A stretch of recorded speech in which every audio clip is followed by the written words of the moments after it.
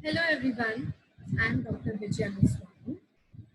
This video is in continuation of the previous video in which I have discussed about the applied anatomy and physiology of adrenal glands. In this video, I am going to discuss about the disorders related to adrenal gland, that is Cushing syndrome.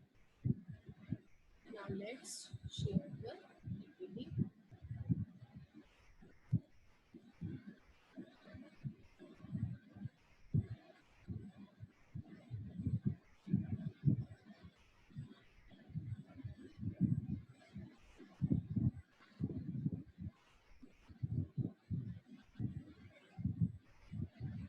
So Cushing syndrome is a disorder related to adrenal gland. It is related to the layer zona fasciculata of the adrenal cortex from which the cortisol hormone is produced. Right? So there are many names of Cushing syndrome. One is hypercortisolism. Hyper means increased. Hyper means increased, and cortisol is the hormone which the gland produces. So hypercortisolism, increased amounts of cortisol, is a characteristic of this disease. So hence the name. And one more name is Itsenko-Cushing syndrome. Right. Now first we will discuss how the name Cushing syndrome was termed. The Cushing was a physician. Full name is Harvey Cushing, who was a brain surgeon, a neurosurgeon, who first discovered it, the Cushing syndrome, who first discovered it in a patient, and hence the name was coined after his name, Cushing syndrome, in 1912. This is a picture of Harvey Cushing, right? And another name is Itsenko-Cushing. Itsenko was another neurologist. Nikolai Itsenko was its full name, who discovered two patients with pituitary adenoma. He reported two patients with the disease, and the resulting excessive adrenocorticotropic hormone secretion led to production of large amounts of cortisol by the adrenal glands. The pituitary adenoma produced increased amounts of ACTH, and this ACTH stimulated the zona fasciculata layer of the adrenal gland, adrenal cortex to be more specific, and increased amounts of cortisol are produced by the adrenal glands. And considering its impact, this surname was attached with Cushing syndrome. So the disease is also known in some East European and Asian countries as Itsenko-Cushing syndrome. Right? So in this slide, we came across three terms. One is Cushing syndrome, another is hypercortisolism, and the third is Itsenko-Cushing syndrome. All these three are the different names of a same disease, right?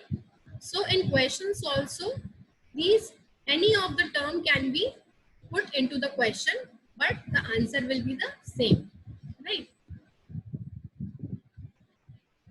So now we move on to the next slide.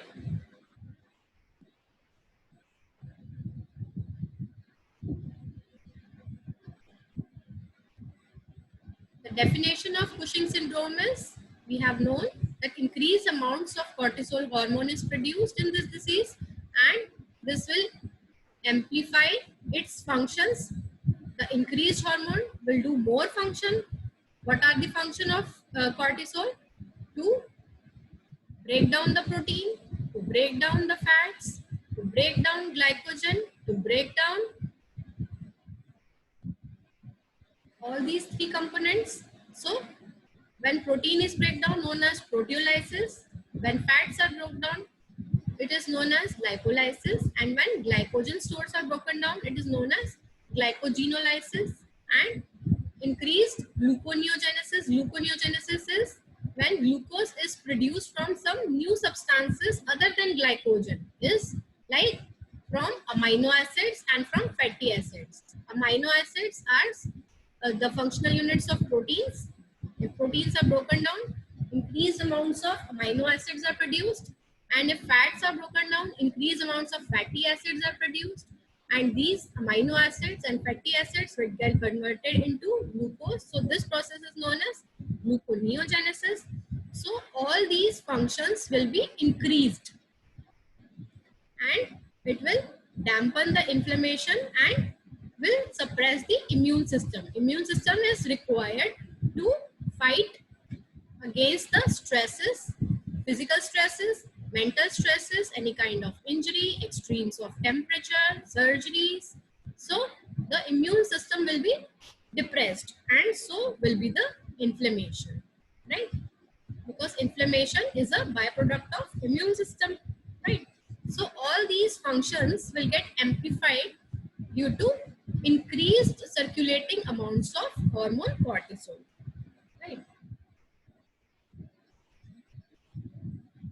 So now we move on to the classification of Cushing syndrome. The classification of Cushing syndrome consists of three terms: ACTH dependent Cushing syndrome, non-ACTH dependent Cushing syndrome, and pseudo Cushing syndrome. So we will first discuss about ACTH dependent. ACTH dependent is the normal hypothalamo, pituitary, and adrenal axis works in ACTH dependent one. So if there is some kind of tumor in pituitary or hypothalamus, will lead to increased amounts of ACTH, and increased amounts of ACTH will produce increased amounts of cortisol, right? And ACTH can also be produced ectopically. Ectopically means other than from its normal source. Its normal source is pituitary. So from other than from its normal sources, like from bronchial carcinoid, from small cell lung carcinoma, from pancreatic neuroendocrine tumor, also ACTH can be produced and will lead to increased amounts of cortisol, and it can also be iatrogenic cause due to ACTH therapy, right? So we have known the ACTH dependent causes, which includes the pituitary adenoma, the ectopic ACTH syndrome, which includes all types of cancers and tumors other than the pituitary and hypothalamus, and iatrogenic is the due to some medicines which contain ACTH, right? And non-ACTH dependent will be iatrogenic again, in which the person is taking some medicines which contains steroids or glucocorticoids, like for asthma or rheumatoid arthritis, adrenal adenoma, and adrenal carcinoma. And pseudo Cushing syndrome. Pseudo means false. Cushing syndrome, in which there is Cushingoid appearance but not increased amounts of cortisol in the blood. Means there is some overlap in the clinical features and biochemical features, but not exactly same as in Cushing syndrome. So three causes can be seen in pseudo Cushing syndrome: alcohol excess, major depressive illness, and primary obesity. Right? So causes can be further simplified in this flow chart. Like it can be divided into two: endogenous as well as exogenous cause. Endogenous is, endo means inside the body cause, and exogenous is outside the body cause. Outside the body is the medicines containing glucocorticoids like hydrocortisone or ACTH therapy. And endogenous, in which the body itself is producing increased amounts of cortisol, like the pituitary tumor, adrenal tumor, and ectopic ACTH producing tumors like bronchial carcinoid, small cell lung carcinoma, right?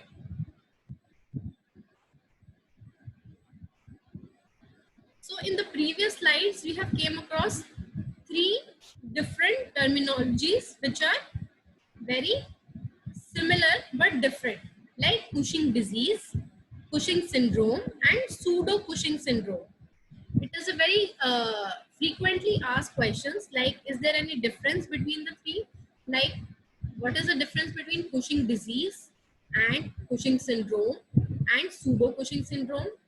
So Cushing syndrome includes the whole thing, ACTH dependent causes as well as non-ACTH dependent causes. But Cushing disease is called only when the cause is pituitary adenoma, right? When the cause is pituitary adenoma secreting ACTH and which produces Cushingoid appearance, then it is called as Cushing disease. But the bigger term is Cushing syndrome, which includes Cushing disease as well as ectopic ACTH as well as non-ACTH dependent causes. And pseudo Cushing syndrome is, pseudo means false. In this, Cushingoid appearance is there, but without the increased cortisol hormone, right?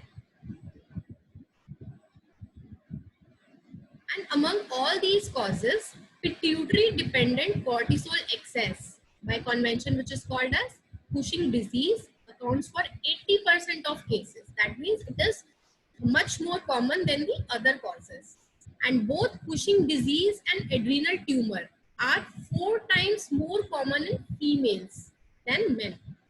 And the ectopic ACTH syndrome is more common in men, right? So this slide is showing the pictorial representation of the clinical features, right? Like hair thinning. Hair thinning, why? Because of increased amount of proteolysis. The keratin is also protein, so protein is breaking down, so the hair will become brittle and will break more easily. So hair thinning. Hirsutism. Hirsutism is present in ACTH dependent. ACTH will stimulate all the 3 layers, producing increased amounts of cortisol plus androgens and plus aldosterone. So androgens will cause hirsutism, that is increased hair growth or male type hair distribution in females, right? There are also pictures showing it.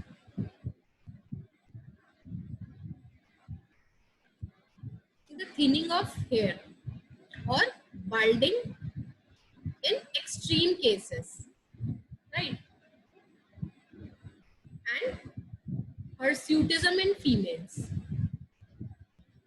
increased amounts of whiskers or upper lip hair growth, or hair growth excessive in the beard area, on the chest like males. So thinning of hair and hirsutism, right? And acne can also be seen. Moon facies are typical of Cushing syndrome. Moon facies, I will also describe it in picture form. Peptic ulcer due to increased secretion of acid. The peptic ulcer will be caused in the stomach.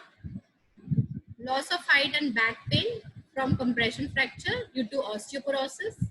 Hyperglycemia due to glycogenolysis and gluconeogenesis. Menstrual disturbances. May have exuberant callus with fractures due to osteoporosis. Tendency to infections with poor wound healing and little inflammatory response. Right? Inflammation is dampened and increased amounts of glucose in the blood will lead to infections with poor wound healing. Psychosis, increased cataracts with mild exophthalmos.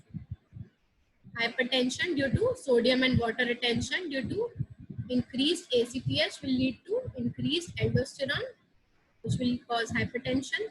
Then centripetal obesity due to abnormal fat distribution in the visceral region and increased breakdown from the peripheral region. So the arms and legs will be thin and there is obesity in this central area, in the abdomen.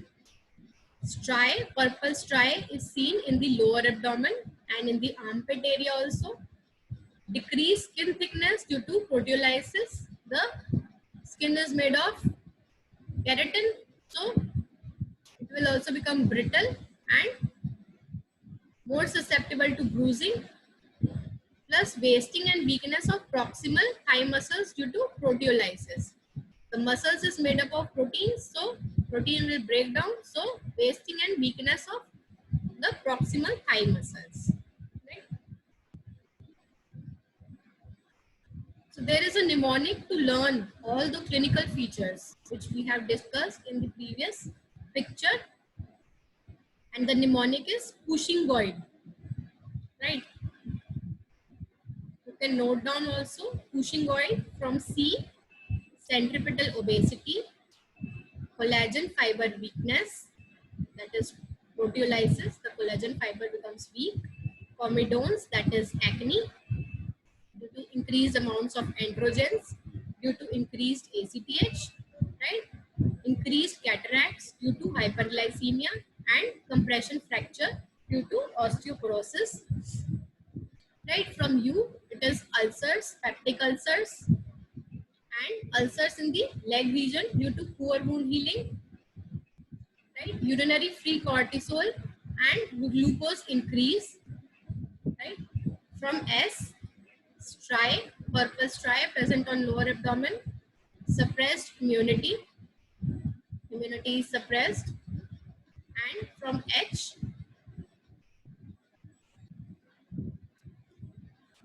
hypercortisolism, hump, buffalo hump, that is the abnormal deposition of fat in this cervical region, right? Hypertension is increased blood pressure, hyperglycemia is increased glucose in the blood, hypercholesteremia is increased cholesterol in blood, right? From I, iatrogenic causes, that is increased administration of corticosteroids or glucocorticoids like hydrocortisone and ACTH therapy. From N, non-iatrogenic or neoplasms, the adrenal tumors, the pituitary tumors. From G, glucose intolerance and growth retardation if present in children. From O, osteoporosis, which causes fractures. From I, inflammation that is suppressed. And from D is diabetes. So the mnemonic is Cushingoid. For Cushing disease, Cushingoid.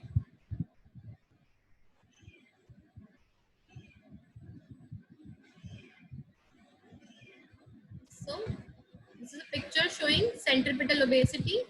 You can see the thin arms, right? And increased fat in abdomen, right? And this purple striae is also visible, right?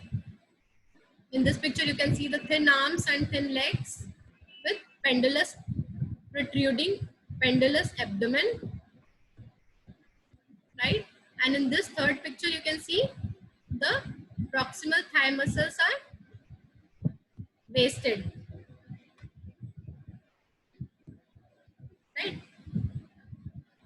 So all these features are due to abnormal fat distribution. The fat is depleted from the arms and legs due to lipolysis, and increased amounts of fat is deposited in the face as well as in the viscera, like in the liver, right? So increased cortisol results in preferential expansion of central, especially visceral fat depot. At the same time, peripheral subcutaneous depots can become depleted. Right?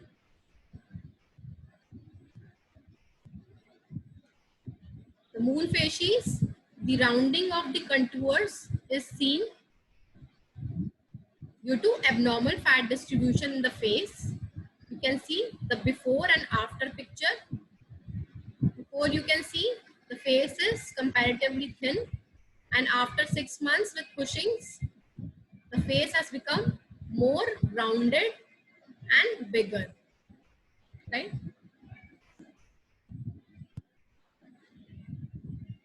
The buffalo hump is also due to abnormal deposition of fat on the upper back, just below the cervical region.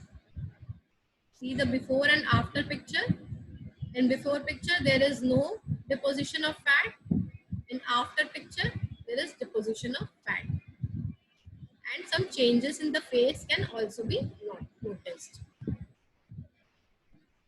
In this picture, it also is very much visible.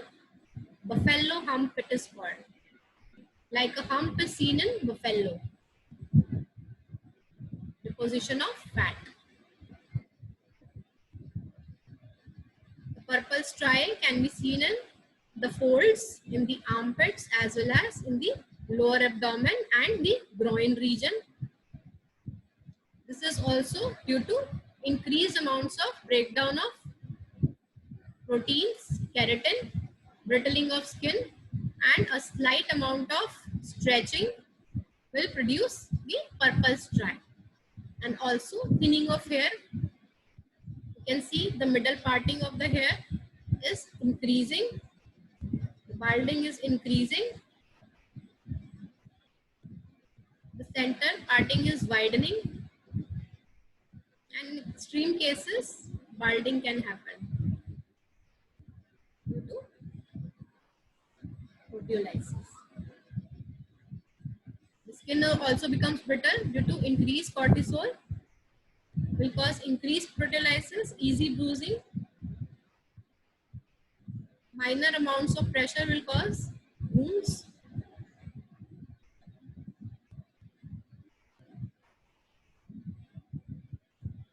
Hirsutism usually happens in ACTH-dependent Cushing syndrome. Increased ACTH stimulates the production of androgens, and androgens will cause male type hair distribution in females. So, increased growth of hair on upper lip, beard area, and in whiskers sides. Also on the chest and abdomen.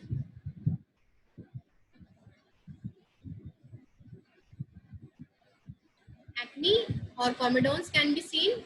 This is acne on face and this is on shoulders due to increased androgen and glucose intolerance. So some common disorders which we have discussed in pseudo-Cushing syndrome like alcohol, depressive disorder, etc. can be confused with Cushing syndrome because they are associated with alterations in cortisol secretion. The stress also increases the cortisol temporarily. So as obesity and depression. So features which have the best predictive value in favor of Cushing syndrome is in an obese patient are bruising, myopathy, and hypertension. If these three features are present in combination, like the easy bruising part, the myopathy part, and the hypertension part, so it will more give favorable diagnosis for Cushing syndrome, right? This is easy bruising, myopathy, and hypertension.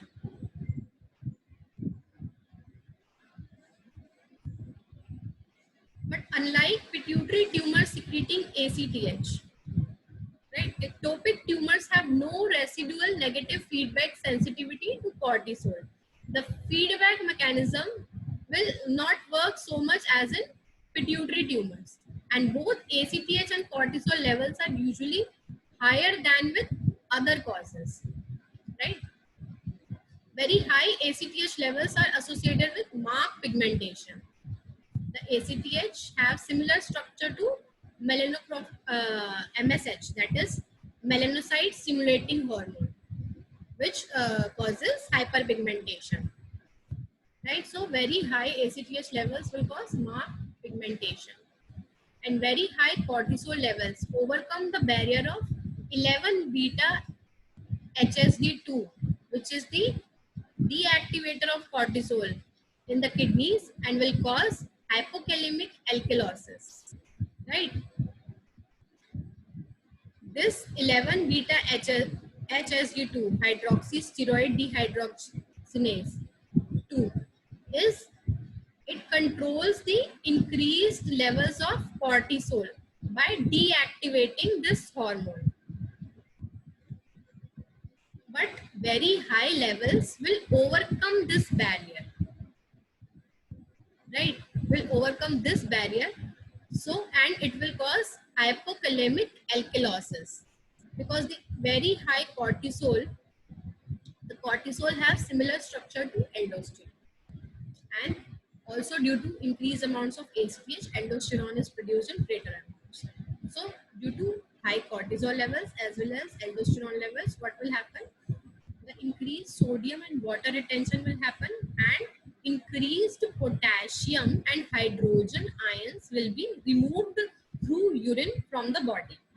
So decreased amounts of potassium is called as hypokalemia, and decreased amounts of hydrogen ions, that is acidic ions, will produce alkalosis, right? So hypokalemia will aggravate both the myopathy and hyperglycemia by inhibiting the insulin secretion. So it will enhance the clinical features of Cushing syndrome, the hypokalemia.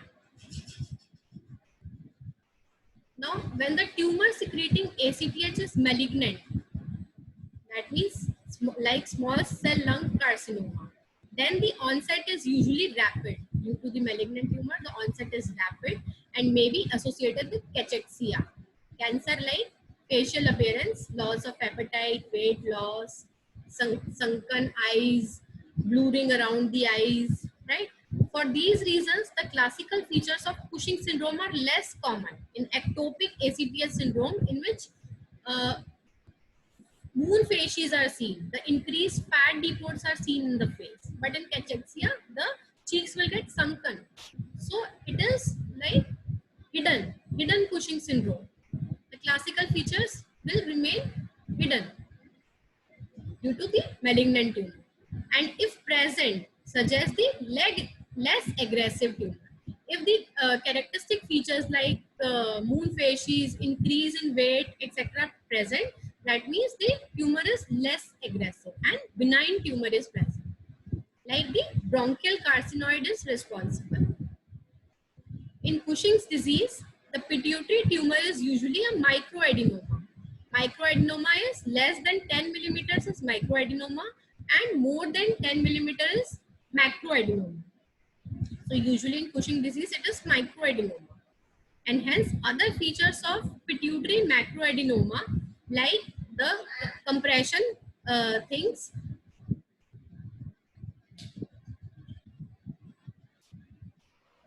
right?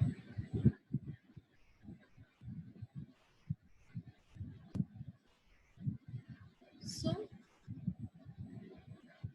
there is some pointers about the hormone cortisol. Before going for the investigations, we must know about the hormone in general. So the hormone cortisol is a major glucocorticoid in humans. Its levels are highest in the morning on waking and lowest in the middle of the night. So highest in the morning and lowest at the middle of the night. And its levels rises dramatically during stress, including any illness. Right?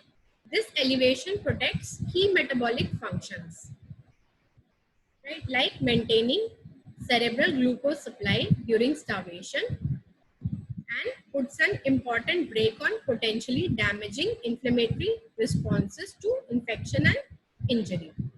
We have seen the functions of cortisol as in breakdown of glycogen and gluconeogenesis to produce the glucose supply, and it dampens inflammation, so it puts a brake on potentially damaging inflammatory responses to infection and injury. The clinical importance of cortisol deficiency is therefore most obvious at the times of stress. So what we have known in this slide is It is one of the major glucocorticoid. Glucocorticoid means it maintains the glucose homeostasis in the body, and its levels are highest in the morning and lowest at the middle of the night, that means the midnight. And the cortisol rises dramatically during stress, including any injury, and also physical stress like exercise, extremes of temperature, surgery, like mental disturbance.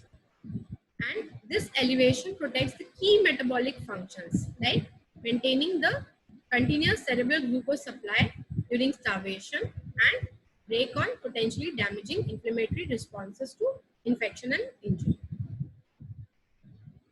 In the circulation, more than 95% of cortisol is bound to protein cortisol binding globulin, right? And only the free fraction, that is the biologically active, via glucocorticoid receptors, which regulate the transcription of many genes in many cells, right?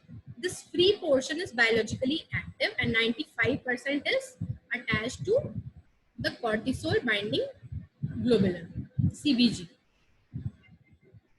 Also, cortisol can also activate mineralocorticoid receptors, but it does not normally do so because most cells containing mineralocorticoid receptors also express an enzyme 11 beta hydroxysteroid dehydrogenase type 2, right, which converts cortisol to its inactive metabolite cortisol. Right. Cortisol can also stimulate the mineralocorticoid receptors. Mineralocorticoid is aldosterone, so it can, due to similarity in its structure, it can also stimulate the mineralocorticoid receptors, right? But normally it doesn't do so because of this metabolite called as 11 beta hydroxy dehydrogenase type 2, which deactivates this hormone into a byproduct known as cortisol. And loss of this protection of mineralocorticoid receptors by inhibition of 11 beta HSD2 by licorice, by consumption of licorice, results in cortisol acting like aldosterone as a potent sodium retaining steroid. So in short, what this metabolite does is 11 beta HSD2 type 2, it deactivates the cortisol, otherwise it will stimulate the mineralocorticoid receptors and will behave like aldosterone in causing sodium and water retention and following hypertension. Right. So this is the normal physiological functions of cortisol. Right. Now we will move on to the investigation part. Large number of tests are available, but with limited specificity and sensitivity if done in isolation. But there are a list of tests of diagnosing Cushing syndrome, but they have to be done in combination. Not only one test will lead to the diagnosis. You have to do 2 or 3 tests in order to make a conclusion that it is Cushing syndrome. So various tests have to be combined to establish diagnosis. Testing for Cushing syndrome should be avoided under stress, such as an acute illness, because it activates the hypothalamic pituitary adrenal axis and causes spurious results. Right? So diagnosis is a two-step process. First is to establish whether the patient has Cushing syndrome, and second is to define its cause. Right? So in this slide, what is the summary? That various tests have to be combined to establish diagnosis. The tests have to be avoided under stress because it activates the HPA axis and causes spurious results. And diagnosis is a two-step process. First, we will establish whether the patient has Cushing syndrome present or not, and if present, what is its cause, whether it is ACTH dependent or non-ACTH dependent, right? So these are the battery of tests done for diagnosing Cushing syndrome. The first is urine-free cortisol, urinary free cortisol, in which the free, that is unattached to cortisol binding globulin, the biologically free cortisol is measured in urine. So what is the protocol? 24-hour timed collection. Some centers use overnight collections corrected for creatinine. Right? So a 24-hour collection has to be given by the patient, and the interpretation is normal range depends on assay. Right? The overnight dexamethasone suppression test. Dexamethasone is a drug, is a steroid which has a similar structure to, it has similar structure to ACTH, right? Or you can say synthetic ACTH.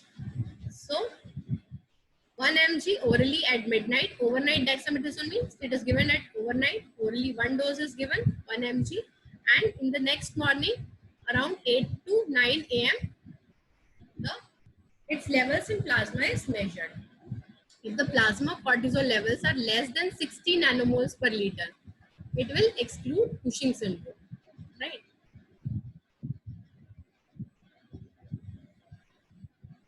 Third test is diurnal rhythm of plasma cortisol. We have seen that it has a normal diurnal variation, that it is highest in the morning and lowest in the midnight. So sample for cortisol at 9 a.m. morning and 11 hour midnight has to be done. For this, the patient has to be admitted in the hospital for at least 48 hours. If the evening level, which has to be low in a normal person, is more than 75% of morning levels, then it shows that Cushing syndrome is present. Right? Another test is low dose dexamethasone suppression test. In these low doses of dexamethasone, 0.5 mg 6 hourly for 48 hours has to be given, and then sample 24-hour urine cortisol during second day, and at 900-hour plasma cortisol after 48 hours. Right? That means 0.5 mg 6 hourly for 2 days. Then sampling of urine has to be done, 24 hours sample of urine during the second day, and 900-hour plasma cortisol after 2 days. Right? If the urine cortisol is less than 100 nanomoles per day, or plasma cortisol is less than 60 nanomoles per day, it excludes Cushing syndrome. Cushing syndrome. Right? Normally, what ACTH will do, it will suppress the cortisol. So the synthetic ACTH, that means dexamethasone, in a normal patient, in a normal person, will suppress it. Right? So if it is suppressed, then less than 100 nanomoles per day, or plasma cortisol is suppressed to less than 60 nanomoles per liter, it will exclude Cushing syndrome. An insulin tolerance test can be done to diagnose Cushing syndrome, in which insulin is given to the patient to see whether the glucose levels, to see whether glucose levels are increased or decreased. Right? But it should be depressed. The glucose levels by insulin should be depressed, and if glucose will be depressed, it will perceive like a stress to the body, and the stress hormones like cortisol should be increased after giving insulin. So if after giving insulin the peak plasma cortisol is more than 120% of baseline, if it peaks to more than 120% of baseline, it will exclude Cushing syndrome. Right? Normally it should be suppressed by giving insulin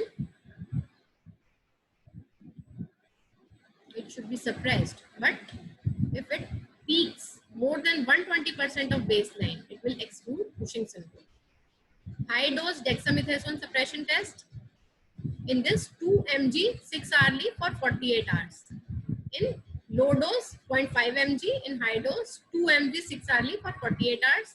And sample urine, 24-hour urine cortisol at baseline and during second day. Baseline means before the test and during second day. Right? If urine cortisol is less than 50% of basal, suggests pituitary dependent disease, and more than 50% of basal suggests ectopic ACTH syndrome. Right? Corticotrophin releasing hormone test. In this, 100 mg ovine corticotrophin releasing hormone intravenously and monitor plasma ACTH and cortisol for 2 hours. Right? Peak plasma cortisol more than 120% and ACTH more than 150% of basal value suggests pituitary dependent disease, and lesser responses suggest ectopic ACTH syndrome. Right? What CRH normally does? CRH will increase the ACTH. Corticotrophin releasing hormone will stimulate the anterior pituitary to release ACTH, and ACTH in turn will stimulate adrenal gland to release cortisol. Right? So that means by giving CRH, the plasma cortisol should increase. If it increases more than 120% or ACTH increases more than 150% of basal value, suggests pituitary dependent disease, but lesser responses suggest ectopic ACTH syndrome. Right? Inferior petrosal sinus sampling. In these, the catheters are placed in both inferior petrosal sinuses and which are near to the anterior pituitary, and simultaneous sampling from these and peripheral blood for ACTH is done.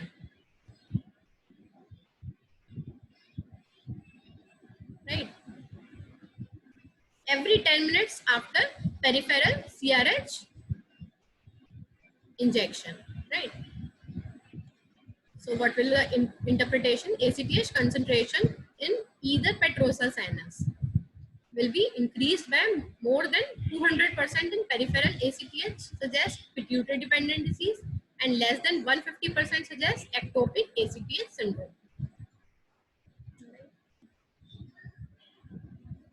So to summarize, first is urinary free cortisol levels are assayed. Normally should be less than 100 nanomoles per day.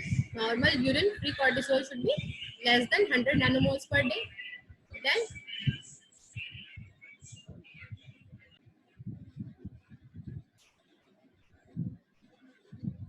so this is the protocol to be followed. If Cushing syndrome is suspected, first exclude exogenous glucocorticoid exposure. That means see whether the person is taking some medicines for some other disease like asthma, rheumatoid arthritis, some autoimmune disease. So some steroid drugs are taken by the patient. Exclude first that. If he is taking, then discontinue the use, and the Cushing syndrome will cure on its own. But it has to be seen whether the drugs are essential for life or not. Like in asthma, it has to be given, otherwise it could be fatal. Then if there is no history of the patient taking any glucocorticoid containing medicines, then perform one of the following tests, which we have discussed before: 24-hour urine free cortisol. More than 2 tests has to be prescribed, and see whether they are elevated if above reference range for assay, that means more than 100 nanomoles. Right? Then overnight dexamethasone suppression test or low dose dexamethasone suppression test, whether the cortisol is suppressed by the intake of dexamethasone. Abnormal if serum cortisol remain more than 50 nanomoles per liter. And also late night salivary cortisol, it is also seen that the like urine, saliva also contains cortisol hormone. So in morning they are highest, and in evening they should be uh, lowest if the person is normal. So at late night, salivary cortisol abnormal if above local reference range, right? Then if out of these three any abnormal result, then perform one or two other studies as shown above. Like if this test come positive, then perform these two tests, and if this test come positive, perform these two tests, and if firstly this test has been done, then perform the other two tests, and consider repeating abnormal study, right? If any abnormal result happens, then this procedure has to be done. If normal result happens, then Cushing syndrome is unlikely. If at least two concordant abnormal tests, that means Cushing syndrome is confirmed. Or if one test is positive, another test is negative, that means there's discrepancy in the test, then it suggests the additional evaluation and repeat the testing at intervals or seek further opinion. That means you have to repeat the test after waiting for some time. And if normal result happen, then Cushing syndrome is unlikely. So if Cushing syndrome is confirmed, then measure plasma ACTH, right? Cushing syndrome is confirmed, that means cortisol is excessive. So now we have to see what is the cause, whether it is ACTH dependent or non-ACTH dependent. So measure the plasma ACTH. If it is less than 1.1 picomoles per liter or on more than 2 occasions, that means ACTH independent Cushing syndrome, right? And adrenal imaging with CT, that means adrenal tumor is suspected. Adrenal imaging with CT can be done. So adrenal region may be present or may not be present. If present, it could be adenoma, carcinoma, right? Or macronodular hyperplasia.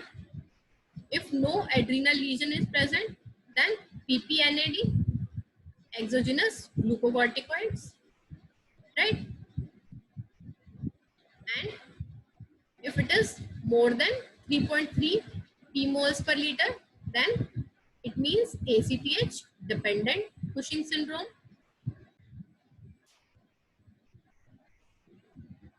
right?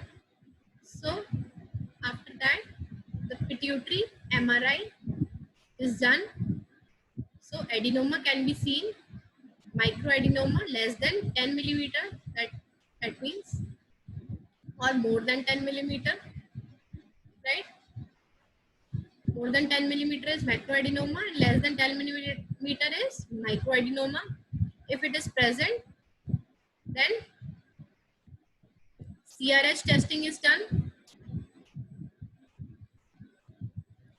100 mg of human CRH intravenously will cause more than 20% rise of cortisol or more than 50% rise of ACTH, right? Or if pituitary MRI is not seen, adenoma is not seen in pituitary MRI, then bilateral inferior petrosal sinus sampling is done, in which ACTH central to peripheral gradient should be more than 2:1, central to peripheral. Central is in the inferior petrosal sinus is central, in peripheral from the uh, blood sample from the arm is peripheral.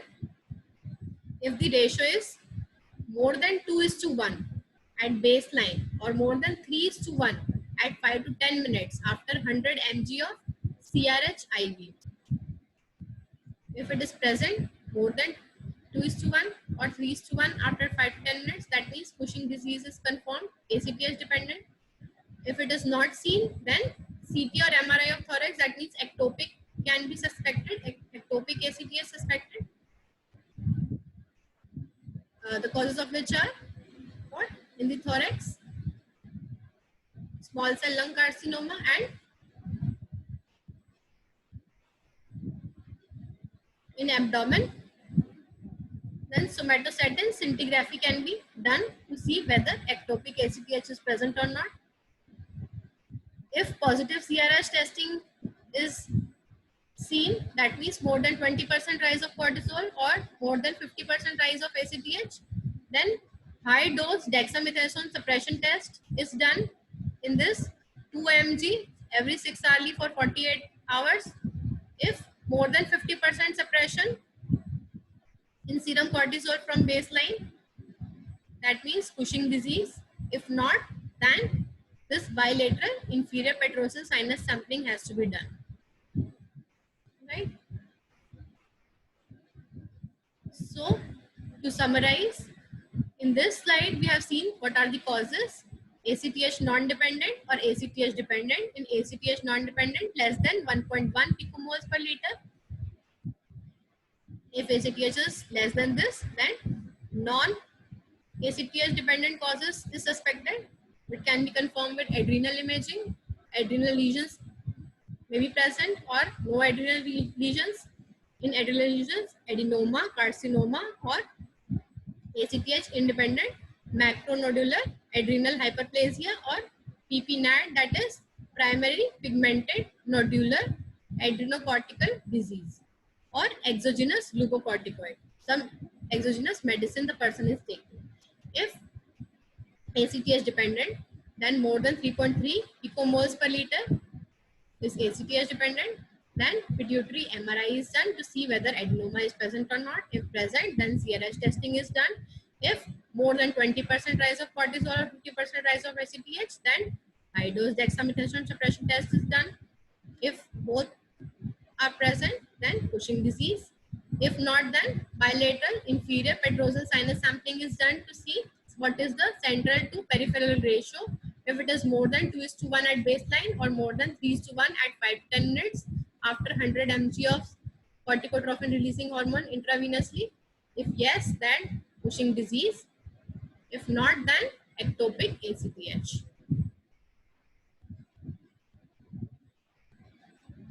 It is important for any estrogens to be stopped for 6 weeks prior to investigations to allow corticosteroid binding globulin, that is CBG, levels to return to normal, right? And to avoid false positive responses.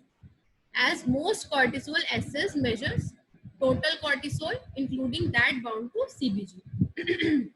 We have seen that cortisol is present in two forms, that is bound and unbound. And unbound is biologically active. But what these OCPs or estrogen containing pills does is that they cross react with the test and cause false positive responses. So it has to be stopped for 6 weeks prior to any investigation, so that estrogens have similar structure to cortisols. So they get bind to corticosteroid binding globulin. And as most laboratories measure total cortisol, that is bound plus unbound. So false positive responses can be happened. Some additional tests are useful in all cases of Cushing syndromes, including plasma electrolytes like sodium, potassium, glucose, glycosylated hemoglobin, and bone mineral density measurement, that is DEXA, to see whether osteoporotic changes are there or not. This is the MRI scan showing pituitary adenoma. This is pituitary containing tumor. Right? It's protruding in the sinus, present optic chiasma.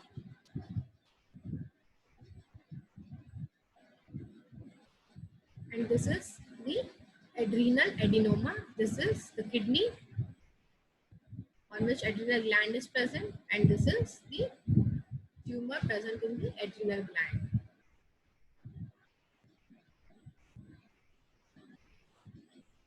This is bilateral inferior petrosal sinus sampling. It is an invasive procedure requiring skilled and experienced intervention radiologists. That means it cannot be done at any other lab. ACTH levels are sampled bilaterally from the veins that drain the pituitary gland. Right? The veins that drain the pituitary gland in the inferior petrosal sinus. In these, catheters are placed. These levels are then compared with the ACTH levels in the peripheral blood to determine whether a pituitary tumor is responsible for ACTH dependent Cushing syndrome. Right? It also establishes on which side of the pituitary gland the tumor is located. Bilateral, that means on left side also, right side. If only on one side the ACTH is rising, so we can find out on which side the pituitary tumor is located.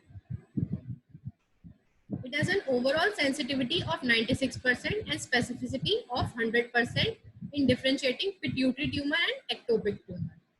Contraindications are if bleeding diathesis is there, if allergies to dye, if ISD is present or orthopnea is present.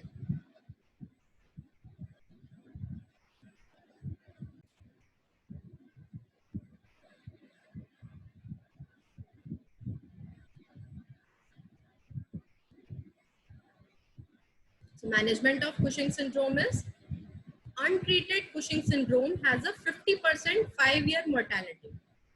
That means if it remains untreated, then 50% will die in 5 years. Most patients are treated surgically with medical therapy given for a few weeks prior to operation. Right? Few weeks prior to operation, if there is pituitary adenoma or adrenal tumor, so medical therapy is given. A number of drugs are used to inhibit corticosteroid biosynthesis like metropone, amino, glutathione, and ketoconazole. The dose of these agents is best titrated against 24-hour urine-free cortisol. So these 3 drugs are there: metropone, amino, glutathione, and ketoconazole. In Cushing's disease, which is due to pituitary tumor secreting ACTH, transsphenoidal surgery with removal of selective adenoma will cause 70% remission and 20% recurrence. In 70%, there is total remission and only 20% has recurrence of pituitary tumor after surgery.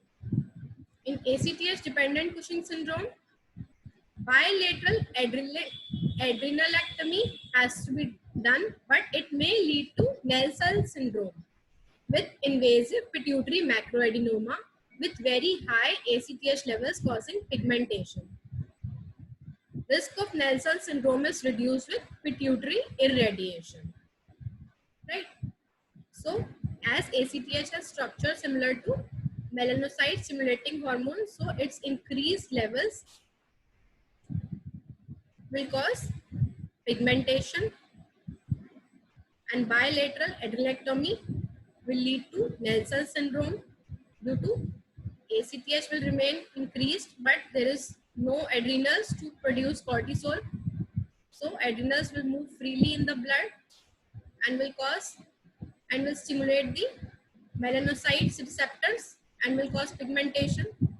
So it can be done with pituitary irradiation. The radiotherapy to pituitary is given. In adrenal tumors, adrenal adenomas are removed via laparoscopy or a loin incision. Adrenal carcinomas are resected if possible. The tumor bed is irradiated and the patient given the adenolytic drug mitotane. The cytotoxic chemotherapy may retard the disease progression in patients with metastasis. Right? So adrenal adenomas are removed via laparoscopy or loin incision in the loin area. Right? And adrenal carcinomas are resected if possible.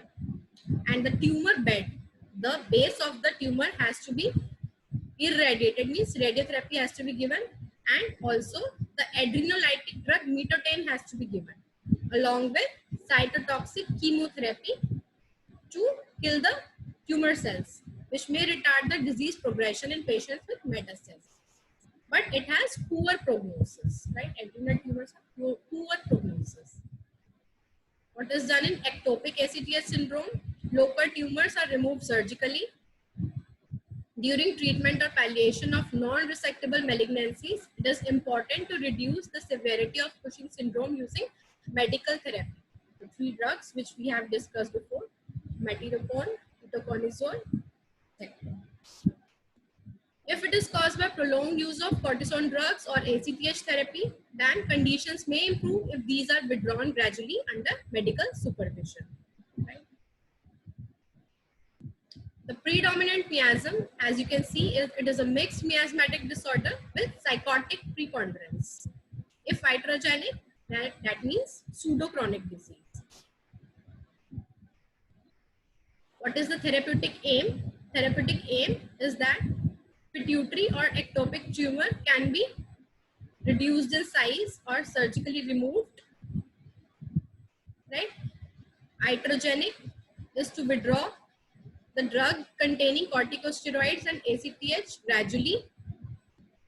If not, then Addison disease may occur. And to normalize the hormonal levels, the hormonal increased hormone levels has to be normalized. To prevent or control the complications are osteoporosis, diabetes, hypertension, hypercholesterolemia. To prevent recurrence after surgery, to prevent the recurrence of tumor once surgery has been done by cytotoxic chemotherapy, control of BP and blood sugar levels, to maintain the circadian rhythm of body by sleeping at fixed time for 7 to 8 hours, avoidance of undue stress, whether it is physical, mental or trauma, balanced diet, especially rich in protein because proteolysis happens, brittle nails, brittle hair, brittle skin, easy bruising is there. So balanced diet containing proteins should be taken, and exercise to control the weight gain. The homeopathic therapeutics are Thuja, which is the king of the antipsychotic, Antimonium crudum, Conium, Graphitis, Calcarea car, Baraita car. Intercurrent drugs are suprarenal extract, pituitary extract. One rubric is there, body fat but legs thin, given in ammonium muriaticum, ammonium car, antim crude, plumbum, and lithium car. This can be found out in Murphy repertoire, right? So this was all about Cushing syndrome. I hope you like the video, and again see the video again and again. If there is some confusion, make the notes, and if there is any problem, then you can comment or ask me in the message box. Thank you.